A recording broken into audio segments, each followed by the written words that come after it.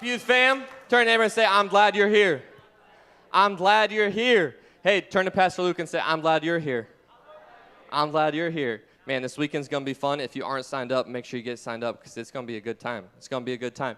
Hey, we're continuing in a series that we started a couple weeks ago called The Struggle Israel. The struggle is real. The struggle is real. However you want to say it, but we're looking at the Israelites and their journey. And a couple weeks ago, we saw that the Israelites, they went into Egypt, and in Egypt, they became slaves, and they were slaves there. Anybody remember for how long? 400 years. 400 years. And you heard Pastor August preach last week about them crying out to God throughout those 400 years, that they kept coming back to God. They kept crying out to God. Well, tonight I'm going to look at something that was happening during this time. And what we see is that the Israelites, when they went into Egypt, they were slaves. And although they were slaves, what we see started happening with the Israelites is they kept on multiplying. If you don't know what I mean by that, ask your mom tonight when you get home. Or just wait for the All the Fields series to come back around next year. But they were multiplying.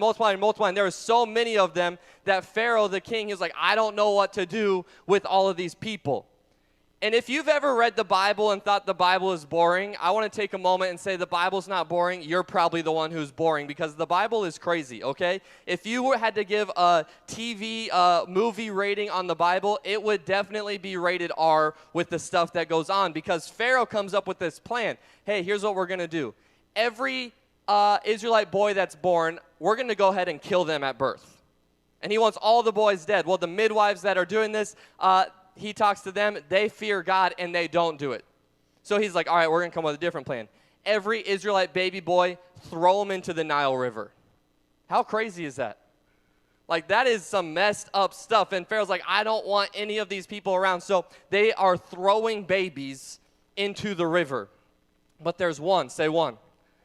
There's one mom who says, I'm not about this. And she has her baby. His name is Moses, and she hides him. She keeps him until no longer can she hide him, because if you've ever been around a little baby, they get very loud at times, okay? And she cannot hide him, so she puts him in a basket. You maybe know the story. Sends him down the river. He shows up at the palace. He grows up in the palace, and there he is. This man, this boy who's an Israelite who's supposed to be thrown into the Nile but was put in a basket in the Nile, and now he's here. And one day he is out and he's seeing this Israelite slave working, and he sees an Egyptian come and beat the slave real bad.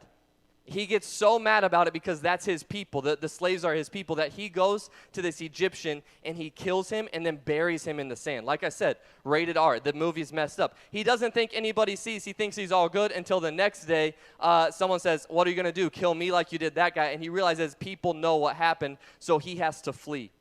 Moses flees into a land that he's not from. There he finds his wife. He gets married. He starts working as a shepherd for his father-in-law. And one day, Moses is out with the sheep, and he sees a bush on fire. He notices there's something different about this bush. It's not burning up. So he goes up to the bush, and he realizes that this is God getting his attention. Some of you, there's some things that may be happening in life that you're mad about, that you're angry about, that you're blaming God about, but maybe it's just God trying to get your attention.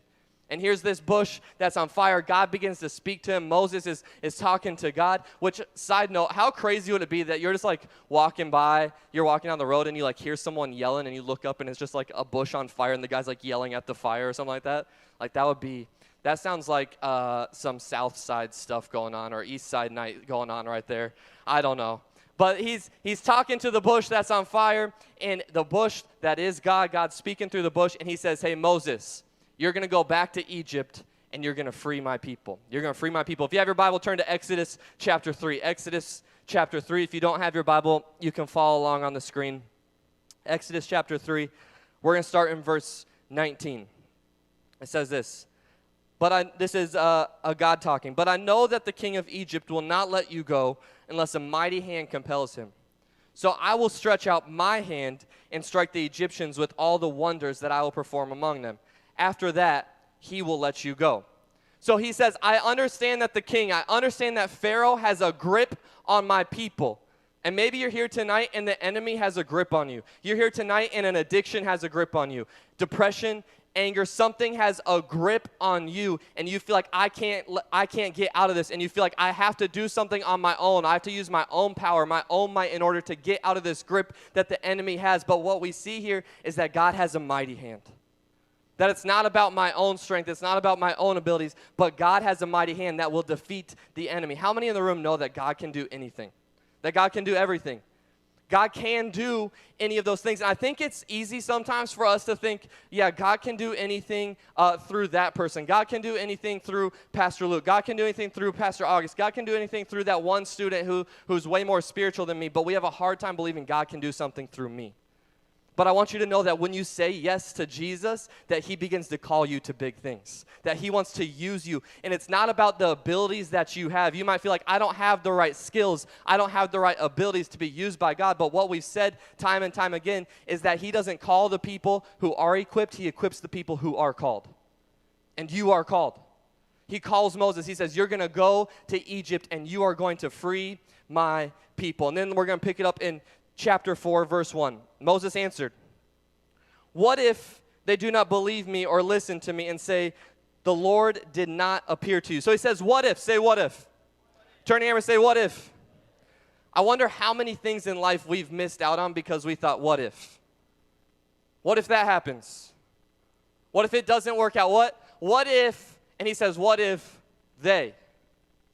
What if they make fun of me? What if they reject me?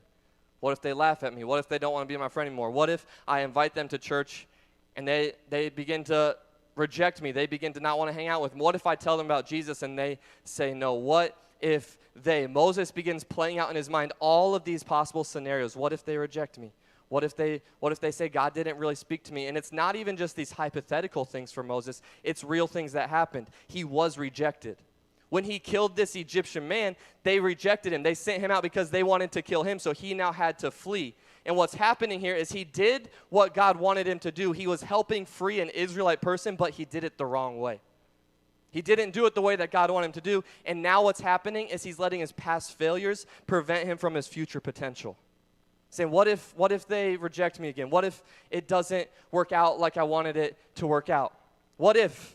Then it goes on to say, then the Lord said to him, this is verse 2, what is that in your hand? A staff, he replied. What is in your hand? Whose hand are we talking about? It's not God's hand. It's Moses' hand. We know God's hand can heal people. God's hand can free people. God's hand can reach people. God's hand can save people. But he's asking Moses, what is in your hand? What's in your hand? What do you have? What's in your hand, Coy? What's in your hand, Elliot? What's in your hand? He says a staff. It's a stick. It's just this thing that all the shepherds have. They just have this staff. It's a staff. But what I want you to see tonight is this isn't just any staff. It's not just any stick that a shepherd would have, but this staff, it represents his failures. Because Moses would not have this staff if he wasn't a shepherd, and Moses wouldn't be a shepherd if he didn't kill that person. He could have been in the palace if he didn't kill that Egyptian, but he did kill that person, and now he had to flee, and now he's a shepherd, and now he's holding on to this staff. So this staff, it doesn't represent something great. This staff, it represents a past failure to him. And here's the deal. Every time that God speaks to you, and I believe this is in your notes, whenever God speaks to you, he causes you to confront your past.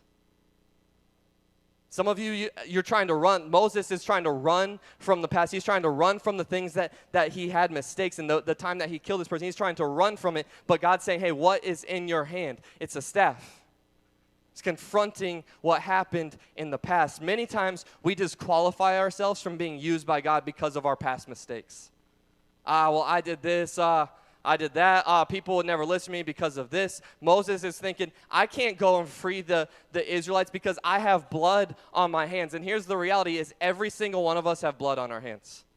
Every single one of us have sinned. Every single one of us have made mistakes. And we aren't disqualified because of that. We are qualified because of the blood that was on Jesus' hands.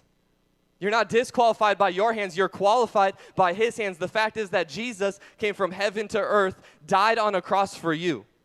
For each and every person in the room, he died for you so that you could have eternal life, so that you could be called, and he is calling you. And you may feel like I'm not equipped. You may feel like I'm not ready. I don't have the skills. I don't know what to say. But he's asking you tonight, what is in your hand?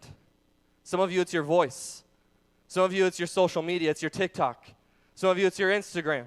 Some of you, it's a sport. You have a sphere of influence. Some of you, it's your lunch table. Some of you, it's a desk at school where the person next to you is literally stuck next to you. What is in your hand? He says it's just a staff. It's just a staff in my hand. It's just my voice. It's just a TikTok. It's just an Instagram. But hear me, if you don't hear anything else tonight, I want you to hear this, the second thing in your notes. It's not about what you have. It's how you handle what you have. It's not about what you have. It's how you handle what you have. It's not just a voice. It's not just a social media. It's not just a friend group. It's not just athletics. It's not just what you have. It's how you handle what you have. Maybe you don't understand how I'm saying this. I'm going to say it a different way. Anybody ever watched 30 for 30s before? Like the ESPN, they like do little short shows on there called 30 for 30. There's one on there called Broke. And on this episode of 30 for 30, they go through all of these professional athletes who made millions and millions and millions of dollars. And when they retired, they went broke. Why? Because it's not about what you have, it's how you handle what you have. I know some poor people who have worse spending habits than rich people. And I know some rich people who have more financial problems than poor people. Why? Because it's not about what you, it's how you, what you have. Why? It's not about what you, it's how you, what you have. It's not about what you have, it's how you handle what you have. You see, the title of tonight's message is this, is You Can Handle It. You can handle it. Moses is sitting there and God's calling him. He says, you're going to go to Egypt. You're going to free the Israelites. Moses saying, all I've got is the staff. How are we going to handle all of the Egyptians? And here's the fun thing about God is God has a different way of handling stuff. He has a different way. I mean, what we're going to see in this story is later the Israelites, they're going to be free and they're going to be wandering through the wilderness on their way to the promised land. They're going to get to a place called Jericho. And at Jericho, it's these big walls, and they need these walls to come down. And you would think, like when they get to the walls and they're listening to God and they're on their way to the promised land, that they get to it, and they'd be like, all right, God, we need these walls to fall. And that God would come in like a Miley Cyrus wrecking ball and like knock down the walls, right? And it would just come down and be like this crazy moment where God just handles it the perfect way. But what does God do? He gives them trumpets. It says, walk around and blow the trumpets. Why? Because God has a different way of handling stuff. Later on, they're waiting for the Savior of the world to come, and you'd expect the Savior of the world to show up like Superman with a cape flying in, ready to kick the bad guy in the face, but it doesn't show up that way. Jesus shows up in a manger as a baby. Why? Because God has a different way of handling things. What is in your hand? It's just a staff. Look what this next verse says. Verse 4, I believe. No, verse 3. The Lord said, throw it on the ground. Throw it on the ground. Moses has his staff. God says, what is in your hand? He says, a staff. God's response, throw it on the ground. What did the staff represent? It represented his past. It represented the mistakes, the failures that he had. God says, throw it on the ground. Tonight, I believe that there are some of you in the room, and like Moses was holding on to that staff, you're holding on to a past failure. You're holding on to a past mistake, and you feel like it disqualifies you from being called by God, and God's saying, throw it on the ground. There's some in the room tonight, and you're holding on to something that's comfortable. You're holding on to not posting that thing. You're holding on to not telling that person, to not inviting that person to back to school bash, because that's comfortable for you. It's comfortable to sit in your lane and to not stir things up. And God's saying, throw it on the ground. Let go of what is comfortable. Continue reading. He says, Moses threw it on the ground, and it became a snake, and he ran from it. Okay, that's just crazy. He throws it on the ground. It becomes a snake. He runs from it. When I was studying for this message this week, I read one person who said the reason that Moses ran from the snake was because he realized this was, for the first time, how powerful and how mighty God was, that he could change the stick into a snake, and that's why he ran from it. But I was thinking, I don't think so. I think like any normal person who's not an idiot, Moses saw a snake and he ran from it. Like we don't have to make this more difficult than it is. He saw a snake and he ran from it. He throws down what's comfortable, and now there's a snake. Continue reading. What's verse 4? Then the Lord said to him, reach out your hand and take it by the tail. So Moses runs from it. Then the bush speaks to him, hey, come back. Reach out your hand and take it by the tail. Reach out your hand and grab what's uncomfortable. He threw down what was comfortable. Now God's saying, pick up something that is uncomfortable. I think lots of times we see something like this, something uncomfortable, something that's difficult, something that's like a snake, and God's saying, hey, reach out your hand and grab it, and we're going, oh, God, this is hard. Oh, God, I need your help. God, can your hand just come down, and can you just save me from this? Hear me, God's hand can do anything, but God's hand won't do everything. God can do anything, but he's not going to do everything. God could have pried Moses' fingers off of the staff, had the staff fall down, and forced Moses to pick it up, or Moses like, right? And then like this crazy moment where he's forced to do this, but God's not going to do that. Why? Because there's some things that we have to do on our own. God's saying, let go of what's comfortable, reach down and handle what is uncomfortable. And he picks up this snake. He picks up this thing that's uncomfortable. He picks up this thing that's crazy. And what happens in his hand is the snake turns back into a staff. A miracle happens in his hand. Hear me, students. Hear me, students. It's not about what you, that was weak. It's not about what you, it's how you handle what you have. Moses just had a staff. It's just a stick. It's nothing special. God tells him, let go of what is comfortable. Lets it go. And he turns into a snake. He picks it up. A miracle happens. A miracle happens when we step out of our comfort zone. A miracle happens when we handle things differently, when we don't just go through the motions that we've always been going through. Here's what's going to happen is this staff, this thing that represented the past, this thing that represented a mistake, this thing that was comfortable, this thing that felt easy for him, this thing that he was relying on, the staff, not only did a miracle there, it's going to do it again later. It's going to go to the Red Sea. He's going to use it to part the Red Sea. He's going to hit a rock. Water's going to come from it. This staff, why? Because it's not just a stick. It's not just about what you have. It's how you handle what you have. How are you handling what God has given you? How are you handling the abilities? How are you handling the talents? How are you handling the followers? How are you handling the friends? How are you handling your school? How are you handling what God's given you? And some of you maybe are blaming school. You're looking at school like, oh, going back to school sucks. Oh, I hate being at school. And you're looking at it like this snake thing where Moses, he tried running from it for a moment, but God said, no. You need to go back and you need to pick up what is uncomfortable. And when you pick that up, when you say, I'm going to take control, I'm going to start inviting people, I'm going to start telling people about Jesus, when you reach down to what is uncomfortable, miracles begin happening. It's not about what you have. It's how you handle what you have. Moses, he's gonna go on to go to Pharaoh. And Moses is not qualified to talk to Pharaoh.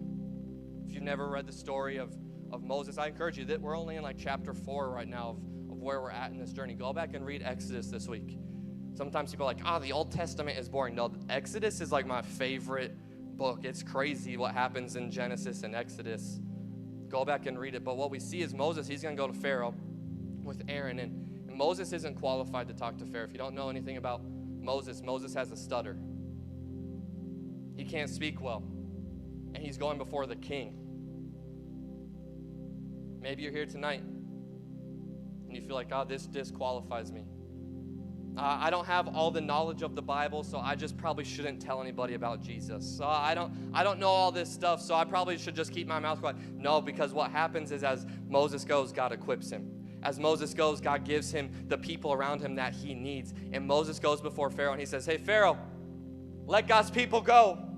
And I can only imagine the momentum that Moses had in this moment where it's like, all right, God called and there was a bush on fire that was talking to me.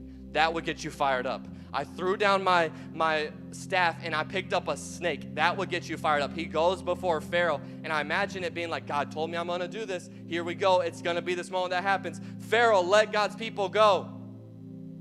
No. How many times have we received one no and it's been like, I guess that's it. Okay, you don't want to hear about Jesus. That's fine. I don't want to offend you. Let God's people go. No. What does God do? God has a mighty hand. Say mighty hand. Mighty hand.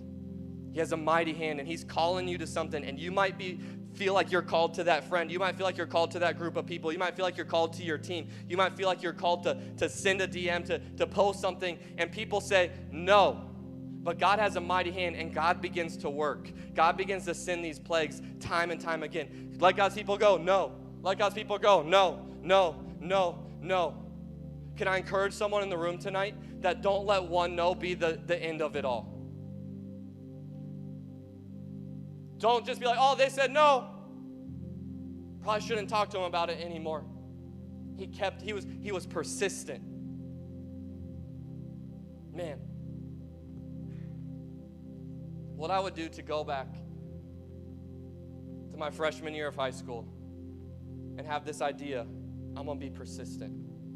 Have this idea, I'm not going to let the past affect my future. Have this idea that God's with me. He has a mighty hand. Have this idea that I don't have much, but it's not about what I have. It's how I handle what I have. Students, I believe that God has you and your families for a reason. That you live in the house you live in for a reason. I believe some of you, you're in the connections class that you're in for a reason. You're in the science class that you're in for a reason. You're on the cross-country team that you're on for a reason. You're on the volleyball team that you're on for a reason. You're in marching band for a reason. That the person that's sitting next to you in your math class, they're there for a reason. And you're there for a reason. What I would do.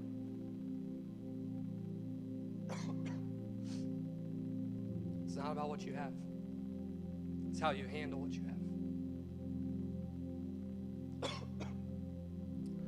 Here's what I want to do tonight.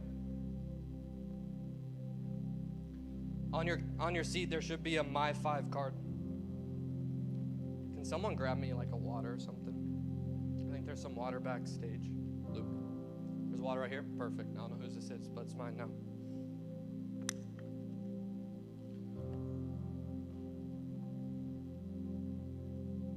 Thank you, whoever that was. On your seat, there's a My 5 card. And I don't want you just to write down 5 names of like, oh, this person, this person, and this person. I want you to take a moment, and I want you to really pray through this. I want you to take a moment, and I want you to ask God, who are 5 people that I can be responsible for? Who are 5 people that I'm not just going to invite to church, but maybe some of them, it's just getting them to church. Next week, back to school bash, literally just the night that we just hang out and have fun. Your friends will get free food from a food truck if it's their first time. We do everything at Back to School Bash to make it as easy as possible for you to say, hey, want to come hang out with me tonight? Hey, they're giving away some shoes tonight. Hey, they're doing this tonight. It's an easy thing. Some of you, that's what the My 5. You have 5 people I'm bringing to Back to School Bash. Some of you, it's, you know, this person's never going to come to church, and you're saying, I'm going to be responsible for telling this person about Jesus. I'm not putting that on Pastor Luke. I'm not putting that on Pastor August, on Pastor Zach. I'm going to tell them about Jesus. Some of you, it's just you're saying, I don't know how I'm going to start this conversation, but I'm going to begin praying how I'm going to start this conversation. But what you're committing to is these 5 people that I'm praying for, these 5 people that I'm looking for an opportunity to, these 5 people that I'm inviting, these 5 people that I'm telling Jesus about Jesus to. Who are your 5? And I want to do something different, something that we didn't do last week. Is it like a half sheet? Perfect. I want you to draw a line halfway under your 5. And I want you to do this. I want you to write down, what is it that you have? What is it that you have? And how are you handling what you have? I know that the enemy is whispering to some of you, you don't have anything.